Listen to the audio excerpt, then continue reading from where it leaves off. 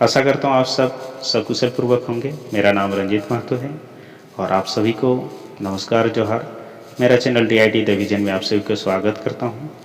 और आज का जो पीरियडिक टेबल है, इसमें पीरियडिक टेबल के जो फादर कहा जाता है वो है डेमेट्री मेंडलीव, और मॉडर्न पीरियडिक टेबल जो दिए हैं वो है आपका मोसले, हेनरी मोसले। ओके, तो इसी पीरियडिक टेबल में इलेक्ट्रॉन, प्रोटॉन, न्यूट्रॉन और किस प्रकार से मास नंबर निकाला जाता है, तो क्लास 9 के बच्चों के लिए और जो भी केमिस्ट्री के क्षेत्र में इलेक्ट्रॉन, प्रोटॉन, न्यूट्रॉन के बारे में नहीं जानते हैं उनके लिए बेसिक क्लास है। काफ़ी अच्छी क्लास है, आप इसको ज़रूर देखिए। और अगर आपको अच्छा लगे वीडियो तो अपने दोस्तों तक ये शेयर करिए और चैनल को सब्सक्राइब करिए, लाइक करिए वीडियो को। इससे हमारा हौसला और उत्साह और बढ़ता है। तो इसी प्रकार से काम को आप अप्रिशिएट कीजिए। आप लोगों के लिए और भी इसी प्रकार की मेहनत के साथ नए नए वीडियो लेके आएंगे। तो चलिए शुरू करते हैं। इस क्लास में आपको किस प्रकार से मास नंबर निकाला जाए, इलेक्ट्रॉन, प्रोटॉन और पीरियडिक टेबल में ये जो एलिमेंट हैं ये किस प्रकार से व्यवस्थित हैं नंबर वाइज, इनके बारे में आपको बताया जाएगा। ओके, तो स्टार्ट। ठीक है, सबसे फर्स्ट नंबर में हाइड्रोजन होता है H से, दूसरे नंबर में हीलियम होता है He, तीसरे नंबर में होता है Li लिथियम, फोर्थ में होता है बेरिलियम Be, फिर फिफ्थ में होता है बोरन B, सिक्स्थ में होता है कार्बन C, सेवेंथ में नाइट्रोजन N और 8 नंबर में होता है ऑक्सीजन। 9 में होता है फ्लोरीन F, उसके बाद 10 में नियॉन Ne, 11 में होता है सोडियम Na, 12 में होता है मैग्नीशियम Mg और 13 में होता है एल्युमिनियम Al, 14 में होता है सिलिकॉन Si, 15 में होता है फॉस्फोरस P और 16 में होता है सल्फर S, 17 में होता है क्लोरीन Cl, 18 में होता है आर्गन Ar और 19 में होता है K पोटेशियम। ओके, काउंटिंग 14, 13, 14, ठीक है ये ठीक। और 20 में होता है Ca कैल्शियम। ओके, 1, 2, 3, 4, 5, 6, 7, 8, 9, 10, 11, 12, 13, 14, 15, 16, 17, 18, 19, 20। तो ये 20 तक आप लोगों को जो ये पीरियडिक टेबल है ये पूरा याद करना है। अब यहाँ पर सबसे पहले है कि ये जो 20 तक याद करना है, इनमें से कौन कौन से धातु है यानी मेटल और कौन कौन से अधातु हैं, इसकी पहचान मैं बता रहा हूँ आप लोगों को। ठीक है, अच्छा, उसके बाद ये जो इनके परमाणु संख्या है इस पीरियडिक टेबल में, जो ये 1, 2, 3, 4 ऐसे नंबर वाइज रखा गया है, किस आधार पर रखा गया है, ठीक है ना, ये चीज़ मैं बता रहा हूँ। तो सबसे पहले देखो, हाइड्रोजन सबसे पहले स्थान में है, हीलियम, लिथियम, बेरिलियम। तो ये सीरियल कैसे हुआ, किस हिसाब से लिखा गया है कि हाइड्रोजन 1 नंबर में ही हुआ, हीलियम 1 नंबर में ही हुआ। तो इसका एक ही तरीका है, इसकी इलेक्ट्रॉन की नंबर ऑफ इलेक्ट्रॉन, ठीक है, क्योंकि एक परमाणु के अंदर जैसे ये हाइड्रोजन है मान लो, उसमें इलेक्ट्रॉन, प्रोटॉन और न्यूट्रॉन, ये 3 चीज पाया जाता है। ठीक है, तो इलेक्ट्रॉन, प्रोटॉन, न्यूट्रॉन जो होता है, इलेक्ट्रॉन जो होता है ये नंबर ऑफ इसके पीरियडिक टेबल में जितने नंबर में आता है इसकी संख्या के अकॉर्डिंग से। हाइड्रोजन में एक ही इलेक्ट्रॉन पाया गया है, इसीलिए हाइड्रोजन सबसे पहले है। इसमें और एक चीज है, जितना इलेक्ट्रॉन होता है उतना ही प्रोटॉन भी होता है। ठीक है, लेकिन प्रोटॉन की संख्या बोलो या आप इलेक्ट्रॉन की संख्या बोलो, दोनों में कोई गलती नहीं है। जितना इलेक्ट्रॉन होगा उतना ही प्रोटॉन भी होगा। ठीक है, अगर नंबर ऑफ प्रोटॉन भी बोलेंगे तो वो भी सही है, लेकिन हम नंबर ऑफ इलेक्ट्रॉन के हिसाब से ये सबको व्यवस्था किया गया है। ठीक है, ये जो आपका कोई भी परमाणु होता है उसका एक बीच में नाभिक होता है, ठीक है, न्यूक्लियस बोलते हैं। इसमें आपका प्रोटॉन और न्यूट्रॉन ये दोनों पाया जाता है, जिसके वजह से इसका मास नंबर ज्ञात होता है। इन दोनों के नंबर से। यानी जब प्रोटॉन होता है और न्यूट्रॉन, ये दोनों का अगर प्लस कर दिया जाए तो ये आपका मास नंबर ज्ञात होता है। मास नंबर को हिंदी में द्रव्यमान संख्या बोलते हैं। ठीक है, ये द्रव्यमान संख्या बोला जाता है। ठीक है ना। तो इसको मैं थोड़ी बाद आपको बताऊंगा। सबसे पहले यहाँ पर देखना है कि ये पहले नंबर में है तो इलेक्ट्रॉन, प्रोटॉन और न्यूट्रॉन। ठीक है, ये तीनों हम लोग लिखेंगे किसमें कितना कितना होगा। ठीक है ना। तो आप लोग को जैसे मैं बताया कि हाइड्रोजन में एक इलेक्ट्रॉन है तो एक लिखेंगे, प्रोटॉन भी एक है, न्यूट्रॉन इसमें नहीं होता है। एक चीज़ ध्यान रखना, ये जो हाइड्रोजन होता है इसमें न्यूट्रॉन नहीं पाया जाता है। ओके, 0 है।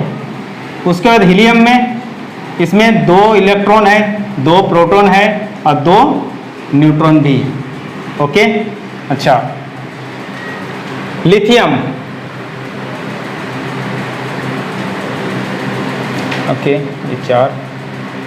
लिथियम में आपका 3 है, ये भी 3 है और ये 4 है। Okay, hydrogen, helium, lithium, beryllium, ये 4 होगा, 4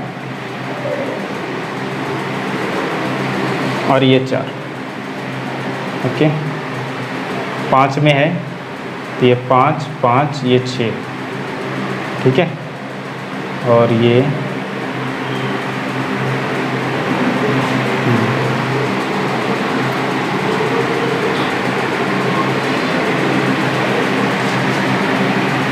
6, 6 और 6। इसमें 7, 7 और 8। इसमें 8, 8 और 8। ओ, इसमें 9 इलेक्ट्रॉन, प्रोटॉन और न्यूट्रॉन। तो ये 9 आएगा इसमें 9, इसमें 10 और इसमें 10, 10, 10। ओके, सोडियम का 11, 11, 12। मैग्नीशियम का 12, 12 और 12। एल्युमिनियम का 13, 13, 14। सिलिकॉन का 14, 14, 14। फॉस्फोरस 15, 15, 16। उसके बाद सल्फर 16, 16, 16। इसका 17, 17, 18.5। और इलेक्ट्रॉन, प्रोटॉन और न्यूट्रॉन 18, 18, 18। इसमें 19, 19 और 20। ये 20, 20, 20। ठीक है। तो ये अगर फिर से लाइन ऐसा कर दिया जाए तो इलेक्ट्रॉन, प्रोटॉन, न्यूट्रॉन का अलग अलग एक ब्लॉक बन जाएगा सीरियल वाइज, पढ़ने में और इजी हो जाएगा। ऐसे ऐसे, ठीक है, ये ऐसे ब्लॉक बना सकते हैं। आप लोगों को याद करने में आसान हो जाएगा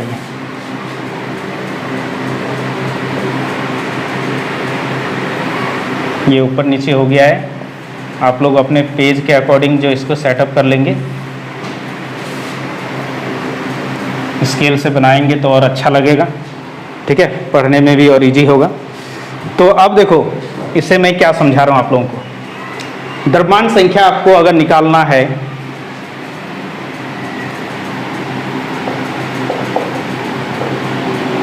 संख्या यानी मास नंबर, उसके लिए आपको P और N को प्लस कर देना है, प्रोटॉन और न्यूट्रॉन को। ठीक है, तो अगर मान लो कि यहाँ पर हाइड्रोजन का द्रव्यमान संख्या हमें निकालना है। किसका? हाइड्रोजन का। तो कितना होगा? P में क्या है? P में क्या है? 1 है और N में क्या है? 0 है। दोनों को प्लस करोगे कितना आएगा? 1। तो इसका मास नंबर कितना आया? 1 यूनिट, 1 मात्रा। समझ रहे हो? ध्यान रखना, हाइड्रोजन ही एक ऐसा है जिसमें न्यूट्रॉन नहीं पाया गया, ठीक है? बाकी सब में न्यूट्रॉन पाया जाता है। अभी आप लोग को जैसे एक परमाणु के अंदर इलेक्ट्रॉन, प्रोटॉन और न्यूट्रॉन, ये 3 चीज पाया जाता है। तो इनमें से जो न्यूट्रॉन होता है ये आवेशहीन होता है, यानी चार्जलेस। इसमें कोई चार्ज नहीं पाया जाता है, कोई आवेश नहीं पाया जाता है। धनावेश होता है ना, ये ऋणावेश होता है, उदासीन होता है। ओके, उदासीन। तो प्रोटॉन क्या होगा और ये इलेक्ट्रॉन, इलेक्ट्रॉन क्या होता है? ये नेगेटिव चार्ज होता है, ऋणायन जिसको बोलते हैं, ऋणात्मक आयन। और ये पॉजिटिव होता है, धनायन होता है। कौन? प्रोटॉन, ये P, ठीक है? पॉजिटिव आवेश यानी चार्ज होता है, पॉजिटिव चार्ज, ठीक है ना? अब यहाँ पर आप लोगों को मास नंबर निकालने के लिए, ये द्रव्यमान संख्या जो निकालने के लिए जो बताया, ये इस प्रकार से आप निकालोगे। इन दोनों को प्लस करोगे, मास नंबर आ जाएगा। इन दोनों को प्लस करोगे, कितना आएगा? 4 आएगा ना इसका मास नंबर, 4 यूनिट। इसका कितना आएगा? 7। इसका कितना आएगा? 8। इसका कितना आएगा? 11। हो जाएगा द्रव्यमान संख्या, ठीक है? द्रव्यमान संख्या इसीलिए निकालना इतना इंपॉर्टेंट है क्योंकि आगे चल करके आपको द्रव्यमान संख्या के हेल्प से बहुत सारी चीज़ें और सीखने को मिलेगा, ठीक है? जैसे कोई यौगिक है, ठीक है ना, कोई कंपाउंड है और उसका मास निकालने के लिए बोला जाएगा, ठीक है? क्वेश्चन आएंगे तो उसका मास नंबर निकालना आपके लिए इजी हो जाएगा, ठीक है? तो इसीलिए ये पीरियोडिक टेबल में जितना मैंने बताया, इससे आगे के भी अगर आप कर सकते हो और तो और बेटर है, लेकिन अभी इतना कर लोगे तो इतना में भी आपको काफ़ी हो जाएगा, ठीक है काम? क्योंकि ये मैक्सिमम आपको आते रहेंगे इतना। तो ये सल्फर का, फास्फोरस का, एल्युमिनियम का, मैग्नीशियम, सोडियम, ये जितने हैं ना, ये मैक्सिमम आपका आएगा रिएक्शन। कार्बन का, ठीक है, हाइड्रोजन का, इधर आर्गन का, कैल्शियम का, तो ये ऑक्सीजन का, नाइट्रोजन का, कार्बन। तो मैक्सिमम यहाँ से आपका जब क्वेश्चन आएंगे तो इतना आपको याद करना है, और बाकी जो 2-4 आगे के हैं वो ऑटोमेटिक याद हो जाएंगे, कितने नंबर में है, आयरन वगैरह जो है वो सब का आ जाएगा, ठीक है? तो ये पूरा याद करना है सभी को। अच्छा, अब यहाँ पर कुछ आप लोगों को अलग दिखाई दे रही है, यहाँ पर देखो ये, ठीक है ना? ये स्पेशल है। यहाँ पर क्या है? ये 18.5 है ना? ये 17 जा कितना होता है? 34, 17 दूना 34 और एक 35, तो इसका मास हो जाएगा 35.5 यूनिट। किसका है ये? 17 नंबर में कौन है? क्लोरीन है, ठीक है ना? अब आप बोलोगे सर आपने ये जो है ये कैसे लिख दिया? इसका सिंपल सा तरीका आप लोगों को बता रहा हूँ याद करने का। याद रखना, सम संख्या और विषम संख्या तो समझते हो, ऑड और इवन, ठीक है ना? सम संख्या मतलब 2 का पहाड़े में जो जाएगा, और विषम संख्या जो 2 का पहाड़े में नहीं जाएगा, ठीक है ना? ओके, तो अब यहाँ पर एक चीज बता रहा हूँ, जितने भी सम संख्या है उसमें सब में सेम रखना। जो यहाँ तक बता रहा हूँ 20 तक का, आगे तक के ये फॉलो करेगा नहीं करेगा वो उतना ही नहीं, यहाँ भी एक जगह नहीं करेगा, एक आध जगह, ठीक है ना? तो इसीलिए मैं बता रहा हूँ, ये इससे जल्दी से आप सीख जाओगे, याद करने में आसान होगा, ज़्यादा दिमाग में प्रेशर नहीं पड़ेगा कि कैसे रटेंगे, इतना रटने से होगा तो नहीं, ठीक है ना? देखो एक चीज़ तो मैंने बता दिया कि इनके जो नंबर वाइज है ये दोनों सेम दिखेगा, जितने नंबर में है ये दोनों सेम आएंगे ना? जो जितने नंबर में है, कोई तीसरे में है तो 3 ही आ रहा है, सेकंड में है तो 2 ही आएगा, वो समझ रहे हो? लेकिन इसका फंडा ये जो है एन का, न्यूट्रॉन का, वो मैं बता रहा हूँ। तो यहाँ पर एक चीज़ और है, ये नाइट्रोजन का, ये आपका ऑड में है। यहाँ पर मैं 8 लिखा था, लेकिन ये 8 नहीं 7 होता है, इसीलिए इसका मास जो होता है ना 14 होता है, 14 यूनिट। मतलब कि इन सब में से ये जो है ऑड में है, मतलब कि विषम में है, और उसके बावजूद भी इसमें 1 नहीं बढ़ता है, 14 ही हो जाएगा इसमें, यानी 7 ही रहेगा ये, इसका मास 14 ही होगा, 15 होना चाहिए था, ठीक है ना। तो इसीलिए मैं बोला कि जो मैं ये रूल बता रहा हूँ आप लोगों को, वो एक जगह यहाँ और एक ये आपको याद रखना है, ठीक है, हो जाएगा।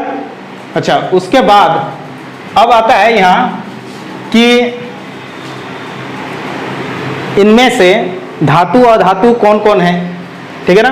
तो उसके लिए मैं अलग से और इसका एक टेबल बनाऊंगा और उसमें हम इनका संयोगता बैलेंस इलेक्ट्रॉन के बारे में समझाएंगे, और उस बैलेंस इलेक्ट्रॉन के माध्यम से आपको ये धातु यानी मेटल, अधातु नॉन मेटल और उपधातु मेटलॉइड जो होता है उनके बारे में समझाएंगे, ठीक है।